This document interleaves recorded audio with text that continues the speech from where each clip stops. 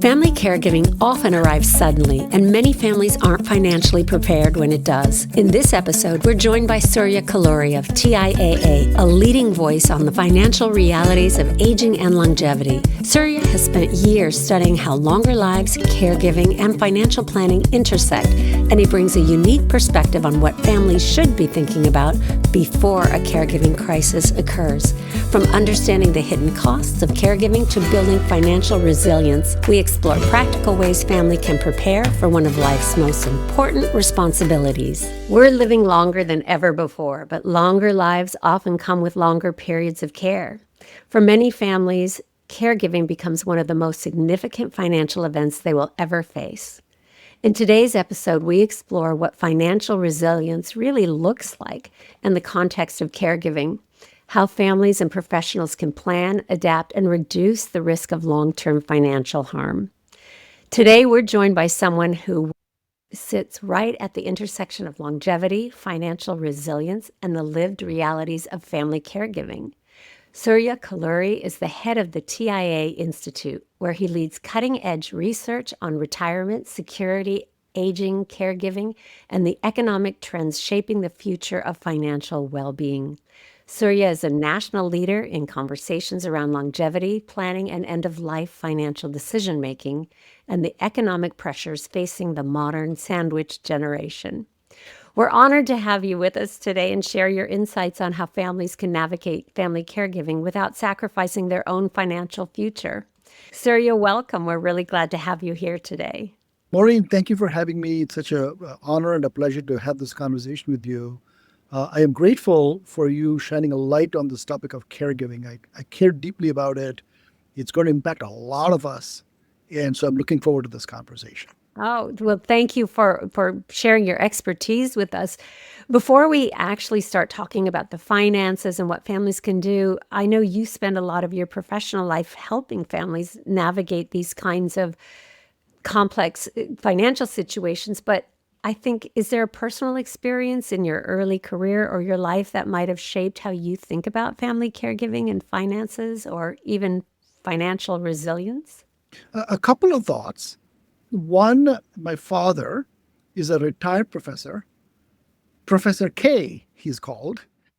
He's about to turn 90. Oh, my. Hale and hearty, sound mind, but you can imagine the frailty begin to set in. Just this past weekend, I was with him installing cameras in the house with his permission, and we're going to talk about this, with his consent, with his enthusiasm about that, fall monitoring, etc. So I'm, along with my brother Chris, we are informal caregivers, family caregivers for my father. And as a young whippersnapper, when I came out of Drexel University in my 20s, I worked at General Electric Company on the plant floor. And I was modernizing the plant floor as a young engineer. And the General Electric workers at the time were close to retirement. And even at that young age, even though I had an engineering mindset, I was looking at this older generation of workers going into retirement and taking time off early on for caregiving. I didn't connect the dots, but I'm looking back going, very early on, I had this experience on the shop floor of people I was working with experiencing caregiving challenges. Oh, so that you were a young man when you first saw that happening. Very much. And I couldn't connect the dots, but I'm connecting the dots today. Well, it's interesting you said that because many family caregivers describe the moment they became a caregiver as very sudden and financially destabilizing. But then others say it happened very gradually. And like you said, you and your brother Chris installing cameras or recognizing your parents need a little more help. So when someone's financial world is actually turned upside down by family caregiving, what are some of the steps that they can take to regain the footing so they're not completely overwhelmed, as you were mentioning, the people that you saw when they were getting ready for their own retirement but caring for someone else? What are the first steps that you would maybe highlight so people can prepare? Maureen, this is such a great question. And I want to thank you a second time because not only is caregiving an important topic that we're talking about, but the financial implications of caregiving is seldom thought of. We think of caregiving in social terms, in medical terms, in companionship terms, in transportation terms, but how about finances? And so this conversation, I'm hoping, will begin to pull on that thread so that people can begin to grapple with what does it mean in terms of financing caregiving. So what we find in our research and in my experience is when financial instability strikes caregivers, we should be thinking of that in terms of a triage. Okay. You know, 53 million of us, and you know the statistic better than me, provide unpaid care. And here's a stat that might interest us. We could end up spending 26% of our income on caregiving expenses once we enter that window. So it's not onesie twosie. It could be a quarter of our income. You're talking about the caregiver spending 20% Caregiver. of their income. Yeah, if you think about my dad I talked about, right? And I'm the informal caregiver. It's out of my pocket, right? That's a lot. We estimate that to be, in our research, we call our research the long game. We estimate that to be over $7,000 a year. And if that is if the parent is healthy. If the elder in the family has Alzheimer's or Parkinson's or those kinds of disabilities, it could be 2.5 times as high. Wow. And Maureen, I'm giving you an average number. Yeah. So what if you're not in the average location, in a higher cost location? And what if it's more than one elder in the family? Right. All of a sudden, you're talking about this financial instability not even being triageable. So shining a light on this and being prepared for this is going to be very important. Well, you brought up something that wasn't even in my original list of questions, which is what if there are two? I hear stories quite often where someone is caring for their spouse, but they end up not doing well. They end up physically not well or emotionally not well. And then the adult children have to step in and have both parents who are struggling with something. So then that brings me to if a family caregiver might feel torn between they need to do what's needed right now, their parents or their spouse needs something, but they're often torn between doing what's needed right now and protecting their own future. So how would you advise people to build even basic financial resilience when they're already stretched thin? Are there simple tools or a framework that we could help family caregivers so they don't fall off the tracks? Yeah, there are tools, there are frameworks, and there's preparation. And not in any particular order, but I'll lay out a few ideas. The first is, let's bring in some of the procedures from the medical world over. So in the medical world, we have HIPAA, right? How about in the financial world? What's the equivalent, right? And so the first thing I would ask people to think about is establishing trusted contacts, right? Okay. Establishing trusted contacts. Okay. Right. So in the financial industry, we have something called a trusted contact authorization form. So that means that if anyone sees an issue with a parent or the bank or any financial institution, they say, well, I'm unable to discuss this matter with this individual because they have a caregiving issue. Right. Who should I talk to? And having that becomes a really important thing. Now, a trusted contact authorization form is a step below power of attorney. Now, power of attorney has a lot of power, right? It's like I can actually make financial decisions.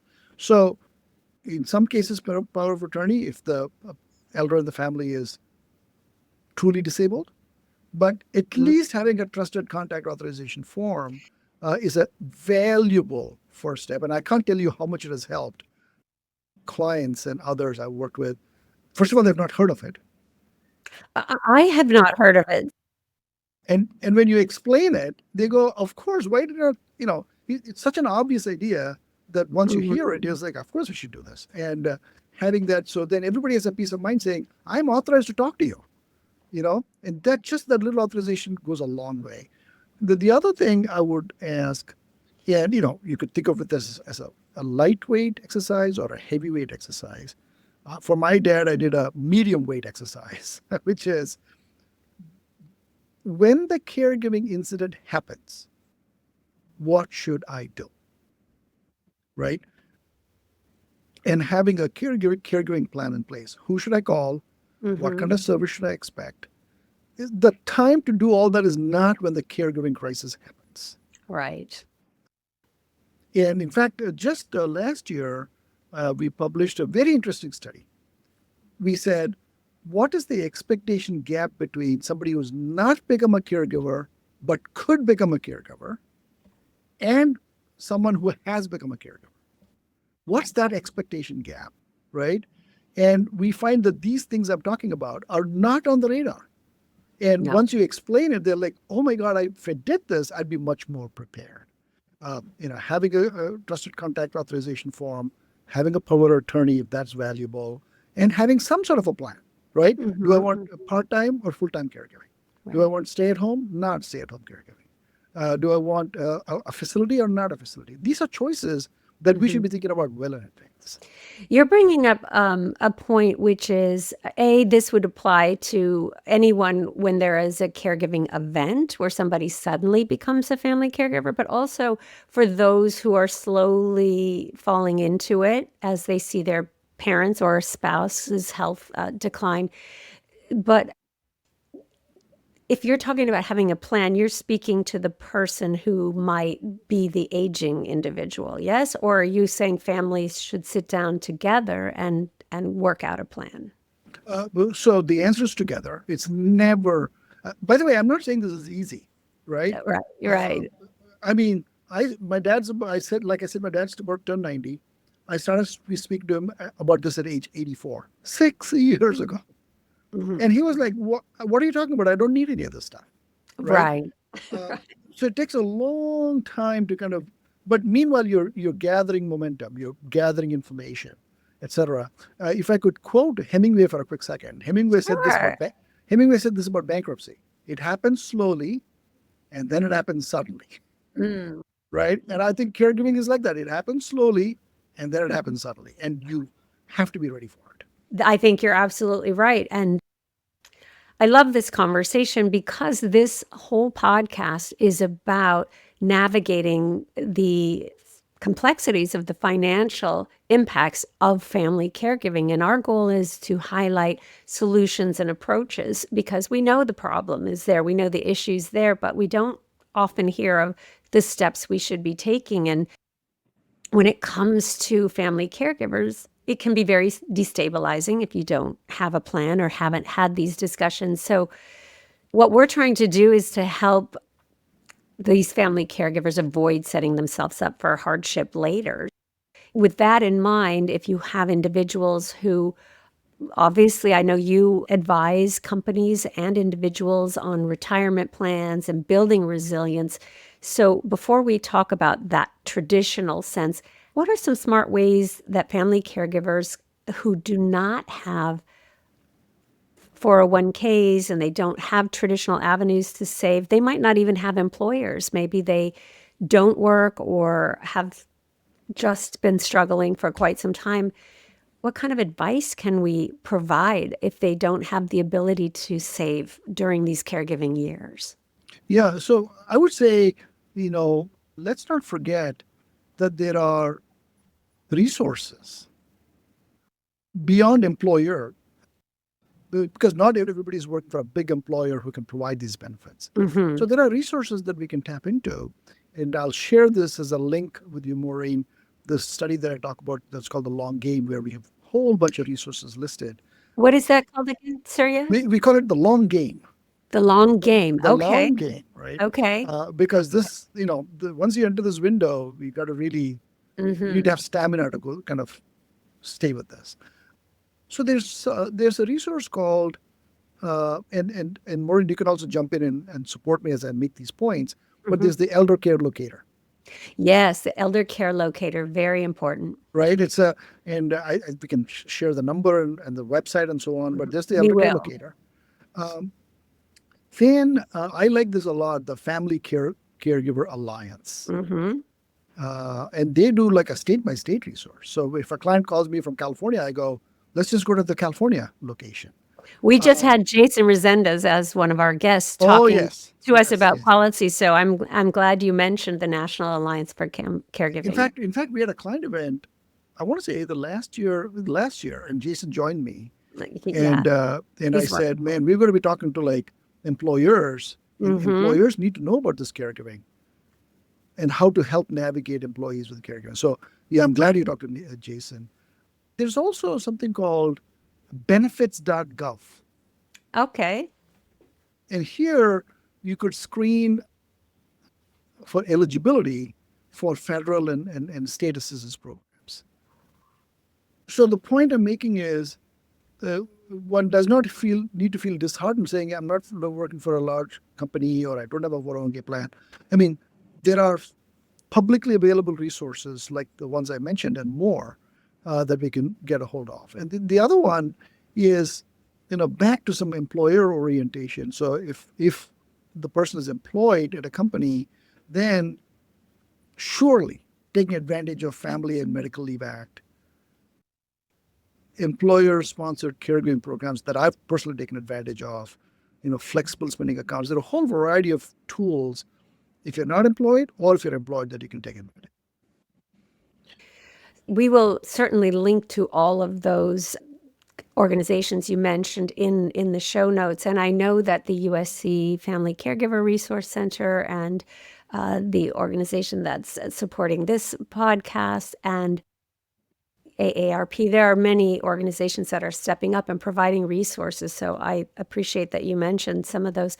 What about the AARP one is a good one. I'm glad you mentioned that. I think it's called the AARP Caregiving Financial Resource Workbook? Center. Yes. And they have a financial workbook. Yes. And I believe there are other organizations, Wealthy and Ruby some other organizations that are coming up with tools for family caregivers. So it looks as though this topic is getting a lot more attention. On the point of tools, I also wanted to mention there are also, including Wealthy. So for example, take the case of my brother and I and my dad, right? So now it's kind of difficult to coordinate schedules. So there are caregiving apps out there now, not very expensive, where we can jointly say, here where the doctor appointments are, so that we're not like juggling 3 calendars. And so sharing responsibilities among family members can also be valuable through these tools. And the other one I just wanted to quickly add, if you don't mind, is if there are multiple family members, right? I'm not saying sometimes it's not the only child. Taking on everything is a very hard task. Remember, we talked about social, medical, transportation, financial. Emotional. You can't do all of that. So, for example, between my brother and I, we split those functions. I mean, it's not like an org chart or anything, but we do that.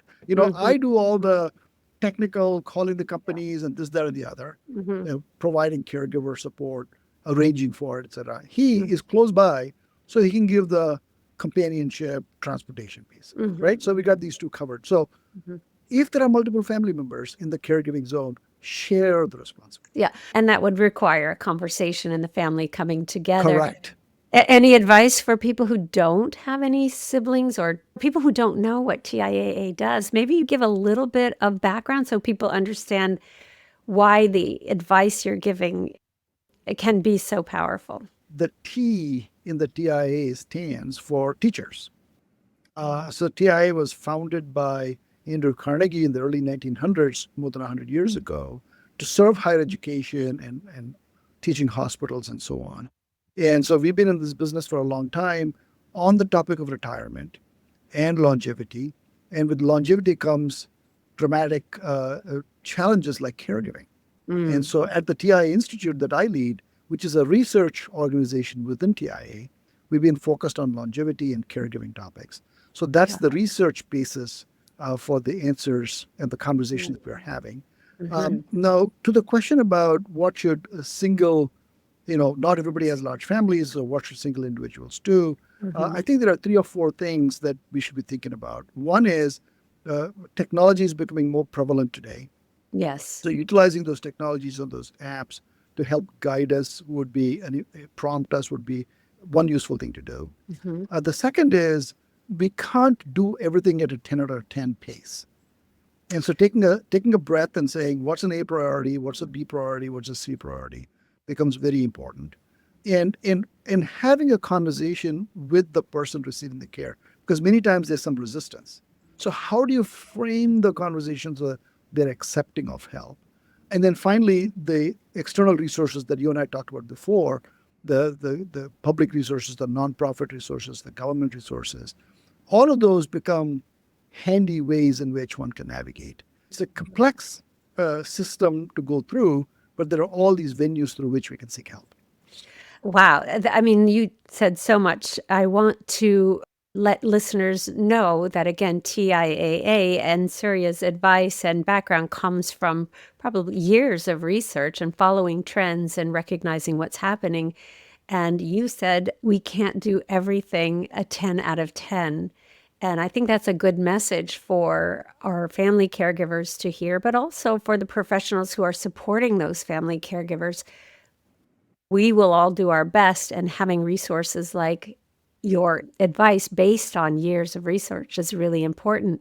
So that brings me to the family that are sandwich generations. We've talked about caregiver burnout, and you had mentioned you coined a term.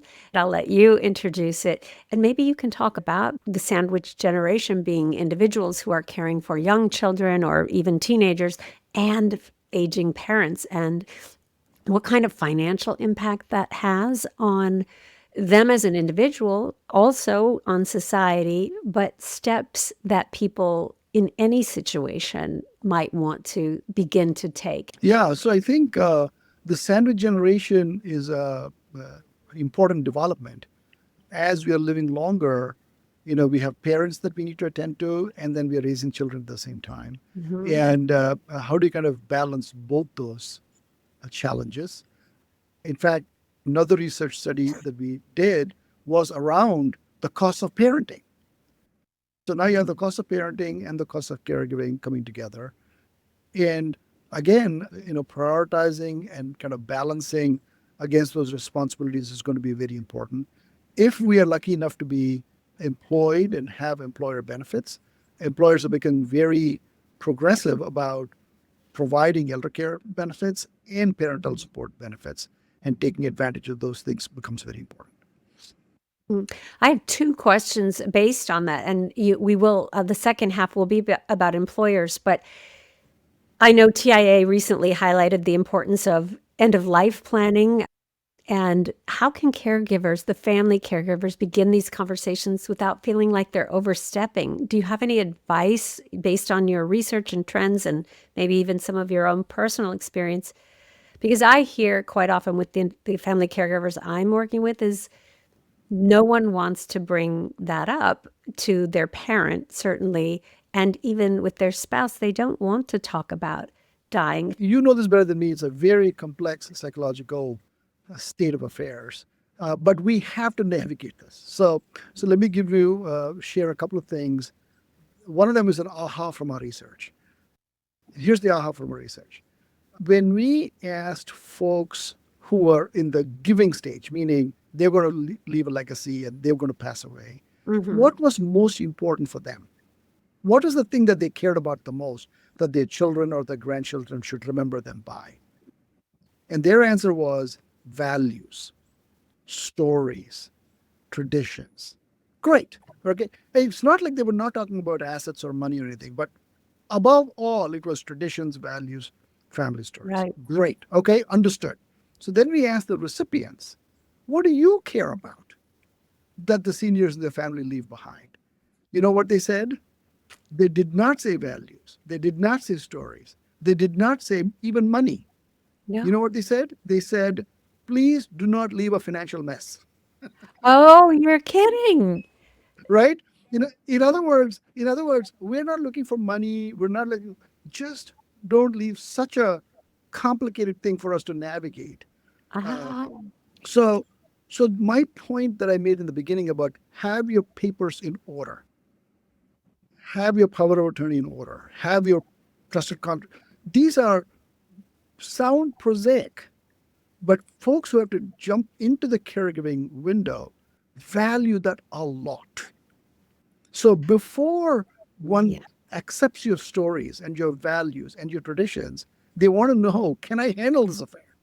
And so the first thing I want to bring up, which is such a surprise for me when I uncovered this in our research, which is why having the paperwork in order becomes a paramount thing. Uh, so that's one. And the second is, it is not an easy conversation, as you pointed out in your question.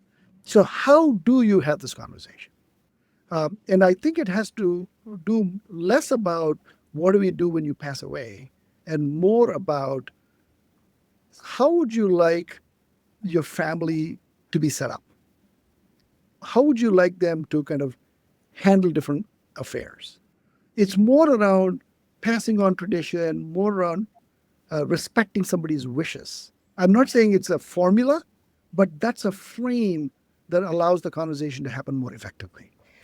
And this applies to families with financial means to pass on, whether it's housing, real estate, money, but it also applies to families who may not have the financial money to leave as an inheritance, but you're talking about values and wishes and, Those are important things. yes, stories and legacies. I think it comes down when people talk about they love the people in their life, and how can you most respect and support them in these final years.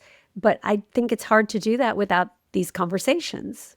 Correct. And by the way, when I say assets, I just don't mean lots of money. I also Right. mean I also mean credit card bills. Oh, I also mean passwords. I also mm, mean statements, right? So, for yeah, example, if you had a one place where all the forms are, insurance, credit card statements, yeah, then the caregiver doesn't have to like go around searching for all those things in a right. moment of crisis. There's something called a digital executor I just I love learned that. about, by the I way, love and that. that's brand new. And that is assigning someone to be your executor of all of your digital assets, photographs, passwords, social media posts, and things that are there. Because once someone passes away, unless you have one, it gets locked down, and most of us didn't know that. Exactly. And then one more, just a small but important point along this theme, which is financial fraud, Ah, right? And you might say financial fraud and caregiving, do they go together? Yes, they go together. yes, they do. And the more vulnerable the care recipient is for caregiving, our research shows they're equally vulnerable to financial fraud. Okay. And and many people, when you bring up the topic of financial fraud, think of it as an encroachment on their freedom. Oh, you're asking me for all these information and you're taking control away from me. But how do you broach that topic? Wow. And so the way to broach that topic is to say this is to protect the the money as opposed to taking away control. And that the protection framing allows the conversation to proceed. I'm glad you brought that up because many of our listeners are AAAs and professionals who support family caregivers as well as family caregivers themselves. And so understanding whether it's a workshop on financial fraud or any kind of handouts, understanding that is an area that is a vulnerability for both the individual being cared for, but also the family caregiver who has already got a lot on their plate and managing sometimes young children and work and their parents. So financial fraud is something I think we all need to pay more And attention Maureen, to. of all the studies we did in 2025, I was surprised that the most discussed, the most well received, the most sought after study was around safeguarding retirement Oh, assets in mm, the age of scams. that Uh, makes sense to and that me. and caregiving, again, it was a surprise for me, but they went together.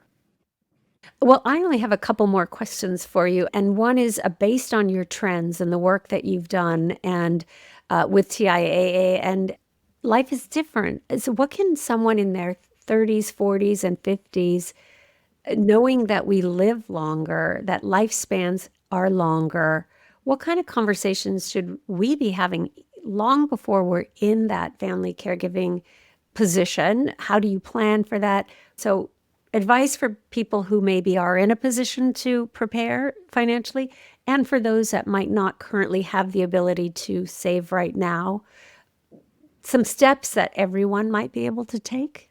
So two things.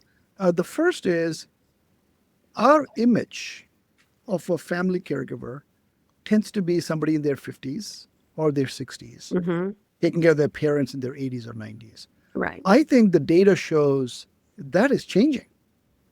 We're having younger and younger caregivers. And so that's kind of a reality that's transforming. So we got to keep that in mind. Right. But second is, I think folks who are younger, in their 30s and the 40s, should start longevity planning right away. So we find that when we ask people, we ask a longevity literacy question. Okay. And people underestimate how long they're going to live by 10 years.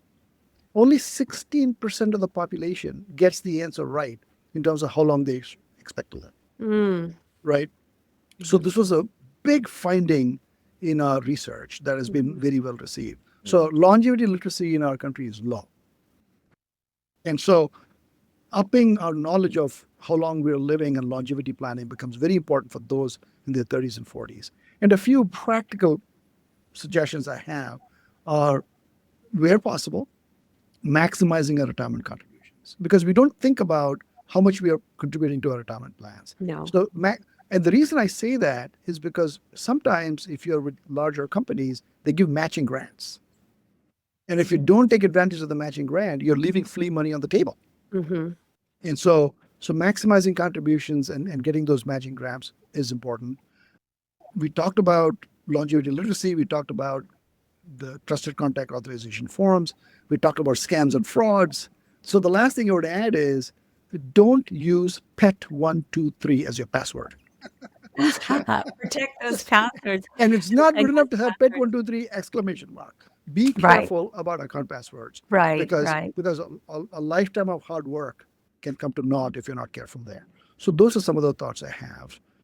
Would you suggest that people not in traditional situations where they can put into a retirement plan, that maybe they research what resources are available for them? Maybe it is local or county or community funding or resources, or maybe it's home delivered meals they might qualify for. Are things like that for individuals before they're in a situation, so when something does happen, they don't fall into financial crisis first and then seek out the resources? Yes. So local community organizations that focus on caregiving are something that we should be aware that they exist, so that we're not by ourselves alone fending for ourselves. Got it. Good. Well, the last question I have right now really is about employers are, as you had mentioned, really starting to wake up to the reality that caregiving is a workplace issue. It's not just a family issue. So from your perspective, what employer benefits really do make the difference? There is flexibility in paid leave and even retirement contribution protections, but what should forward-thinking organizations be doing right now to help retain and support the family caregivers that are already in the workforce? So this is what Jason and I were talking about when we were in a conference together. Jason from the National Alliance of Caregiving.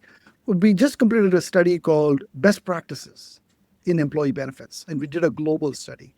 And we found that the best companies provide caregiving benefits. And my challenge to employers is, number one, do you know how many people who are employed by a company are caregivers? And how do you find that number out? Yeah. Because if you ran a survey saying, are you a caregiver? And if I got such a survey, I would say, I'm not a caregiver, I'm a researcher. Right. I'm a technician. I'm a security staff. I'm not a caregiver. If you ask me if I'm a caregiver, I'm thinking of a professional caregiver. Whereas if you asked me, did you take mom or dad to the doctor? My answer is going to be, yeah, I did. Yeah. Well, then I'm a caregiver. So Right. you have to ask the question properly to figure out what percentage of your population are caregivers. And you'll be surprised by that answer. And then you'll be spurred to kind of come up with benefits around caregiving. And to me, the top three features that I've seen in the best practices study that we did. The first one is subsidizing caregiving costs, right? How would you do that? So for example, if I were to avail using my company's benefits of getting a caregiver to take care of the elder in my family, and I have to pay a market rate, the benefits would subsidize how much you pay.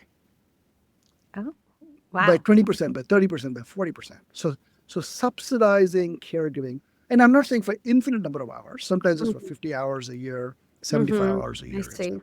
So subsidized caregiving is the first one. The second one is the importance of paperwork I emphasized before. The benefit includes creating that paperwork, for helping you create that paperwork, helping you create that trusted contact authorization form, helping you create the power of attorney. Paperwork is very mundane and hard and complicated. And making those accessible in one Making place. those accessible. The third, which is my favorite, is helping you create a caregiving plan. Okay. And I did that. I availed of the benefit and did it. I'm like, I didn't know any of these things, right? And the caregiving planning professional in the zip code that you're thinking about can provide you options well in advance. So those are excellent benefits that employers should be thinking about. I'm glad you brought all of that up because we had an episode with Diane Tai from the Milken Institute for the Future of Aging and Teresa McDade, who is the Employee Health Life Balance Benefits Manager from Microsoft, who happens to have very progressive family caregiver policies. And of course, that's a large company. And for those of you who are listening, who are employers who say, we can't afford that, that is not possible with where we sit. We also had Bryn Seaman from the Greater Wisconsin AAA, who came on and shared many of the steps that smaller employers in the state of Wisconsin are taking to understand their employees that are family caregivers, but how they could take small steps to make the act of family caregiving easier. And you say, why would someone want to do that? But it saved those employees so much time away from work. I hope you listen to that episode for anyone who's listening, who's interested in how employers can better support their family caregivers. But I really appreciate all of these insights, Surya. We have another guest, and her name is Crystal, and she is with AgeSpan. Hello, Crystal. Hello. Thank you for including me in this important conversation. It's great to see you both. Oh, I'm so happy to have you here. And I would like everyone to know this is Crystal Polizzotti. I hope I'm saying that right. And Crystal's a family caregiver support program director at AgeSpan, which is an aging service access point and area agency on aging. And you cover, I think, 28 cities in Northeast Massachusetts. Is that right? Yes, in the northeast part of the state of Massachusetts, yes. Great. And you also manage a team of skilled professionals that provide information and referrals to the services and all the supports for family caregivers in your area? Yes, we're a small but mighty team of 4, I like to say. Well, one of the reasons why I'm so glad you're here and we invited you specifically is because AgeSpan and Crystal, they're designing programs and partnering with Northeast Legal Aid and M&T Bank to host workshops on elder law, but financial planning with a special emphasis on how to afford long-term and dementia care. And this just sits perfectly with this conversation, Crystal, because many of the family caregivers we're speaking about don't know where to turn. They don't know what's available to them or even how to access those resources. So turning to your AAA is, in my opinion, one of the very first steps. So Surya, Crystal has a couple of questions from the AAA point of view, and we'd love to kind of expand this conversation to include the professionals who really support they're the boots on the ground. And so Crystal, why don't you step in and ask your questions and we'll continue this conversation. Great. Thank you. Thank you, Maureen. It's great to meet you, Surya. I'd like to ask you a couple questions. As AAAs develop caregiver financial guides and toolkits, What financial information do you see as non-negotiables for family caregivers? And to follow that up, where are the most dangerous knowledge gaps right now? Yeah, Crystal, nice to meet you, and thank you for the work you do. We depend on professionals like you to kind of spread the word and provide all the assistance. I love the elder care law workshop that Maureen had mentioned. So thank you for your service. So I would say, and Maureen and I were talking about this, non-negotiable financial information, they include facts about longevity alongside traditional financial literacy. So when I say financial literacy, I'm talking about, do you understand loans, interest rates, etc. But longevity literacy is, do you understand how long you're going to live? And I was mentioning to Maureen that we have low levels of longevity literacy. So helping people understand the lifespan becomes a very important thing. And in terms of the dangerous gaps, Crystal, that you mentioned, understanding long-term care costs, caregiving costs. And I was mentioning earlier, it could be as much as a quarter of one's income. So preserving retirement accounts. And particularly during the pandemic, I saw this quite a bit. 12% of caregivers access retirement accounts for caregiving needs. So now you have a double whammy. And then when we stop contributing, because I have to use that money instead of contributing to retirement plans, I have to use it for caregiving. Now I've lost the power of compounding in my retirement account. So these are fairly important things that if people are aware of, they'll make the right trade-offs.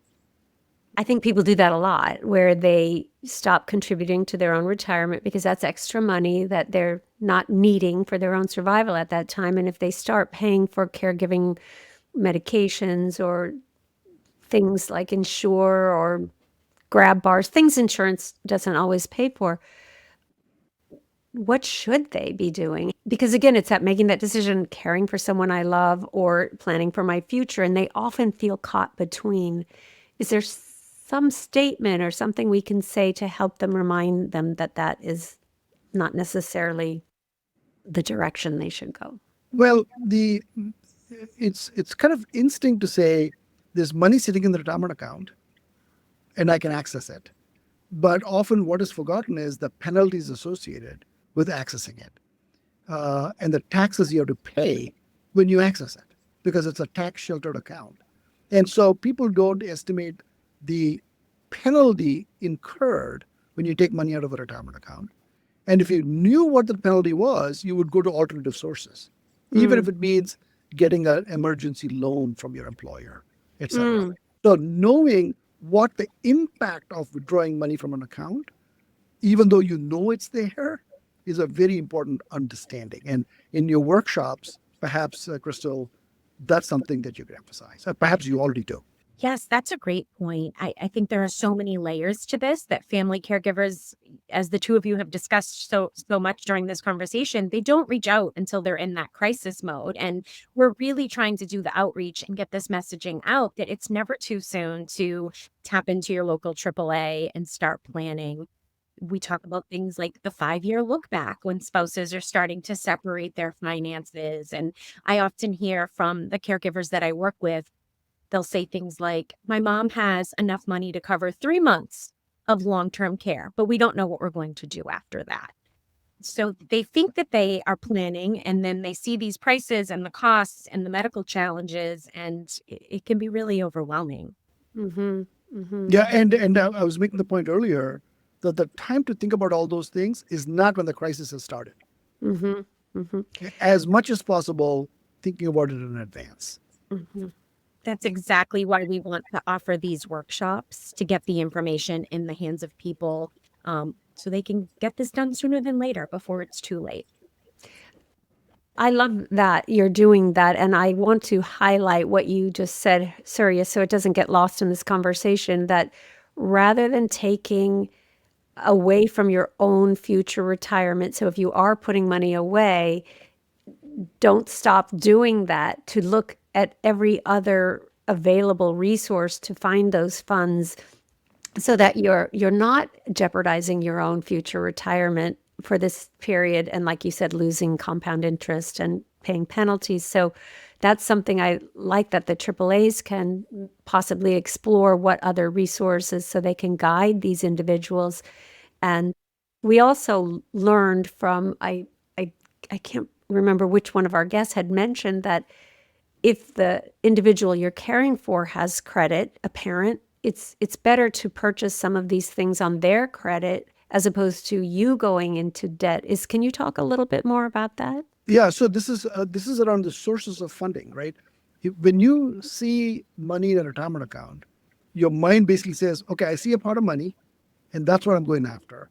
Whereas if you say to yourself, what are all my alternatives? And what are the costs of taking money from each of those alternatives? You can make a much more rational choice. And you can do it when you do it in advance with working with somebody like Crystal, guiding you through it. But in the moment of a crisis, you see the money in the retirement account and say, well, I'm going after that because I can, without taking into account the penalty. It's easy. It's easy. It's there. I know it's there. Wow. Which, by the way, during the pandemic became worse because the government allowed us to take it without penalty. So people got used to that. We got used to that, yeah. Okay. All right. I think, Crystal, you have more questions, yes? Or another question? I do. I have another two-parter question. I'd love to hear your answer to, from your national vantage point, how can state and local AAAs better align with financial institutions, employers, and policymakers to strengthen the financial stability of working caregivers, especially those who have limited resources? Yeah, so Crystal, it's a great question. I have a couple of thoughts on this. The first is creating partnerships and bridging caregivers to existing resources. And you would be an effective bridge to do that. And I am a fan of early intervention.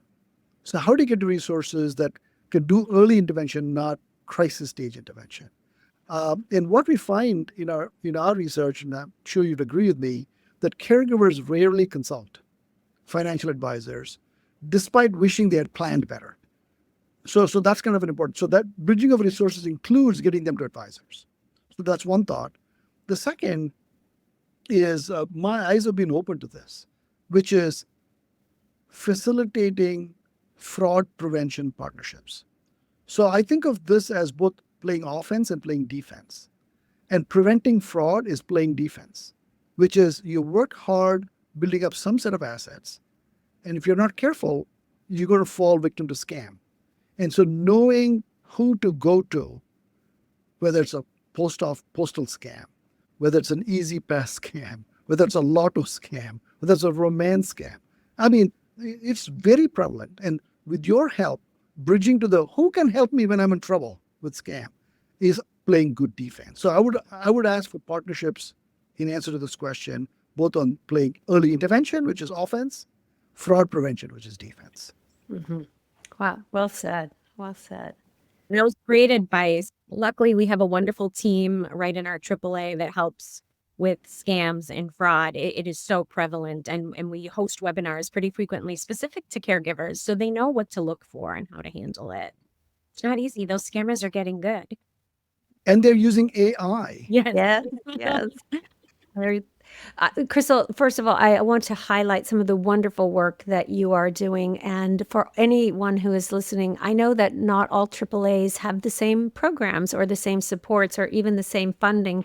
So please do, if you are in a state and you're interested in taking steps to increase the resources or the programming you offer to family caregivers, reach out to Crystal, to any of the other AAAs that we've highlighted in our show. I know here in Los Angeles and USC Caregiver Resource Center and the Center for Advancing Caregiver Security and Workplace Security financially, there will be multiple resources on our website for you. So you don't have to reinvent the wheel. They're already creating financial workshops and creating toolkits and steps that caregivers can take. So all you have to do is reach out and access them.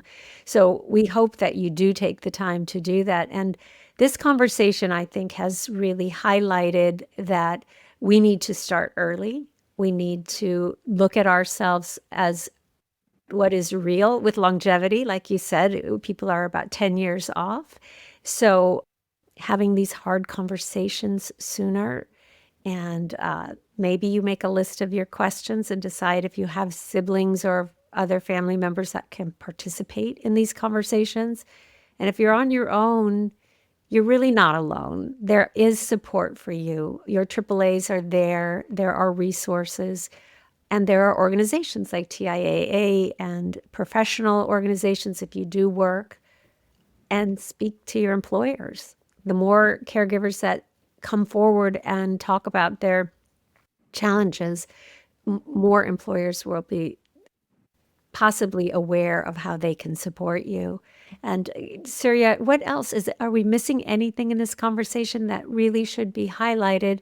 This conversation is about practical approaches to financial well-being for family caregivers. So anything you would like to add? And one last wrinkle, which is we've talked about employers, we've talked about AAAs, we've talked about AARP, all these government resources, it's nonprofit resources. I also want to bring in the financial advisor into this picture. Financial advisors, when we think of them, we think of them as, hey, they're going to tell me how do I allocate my assets, and that's it, right?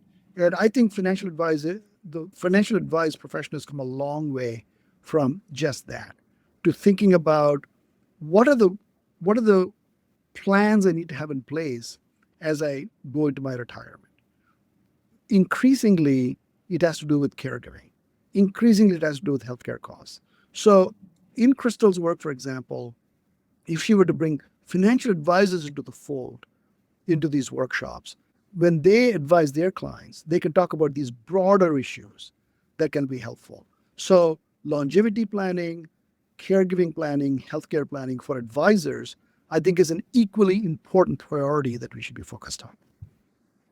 Very good advice. And one part A of that, are there financial advisors who help individuals who are on the lower income levels, who don't have large portfolios of investments? Are there people that can help individuals who don't have those assets?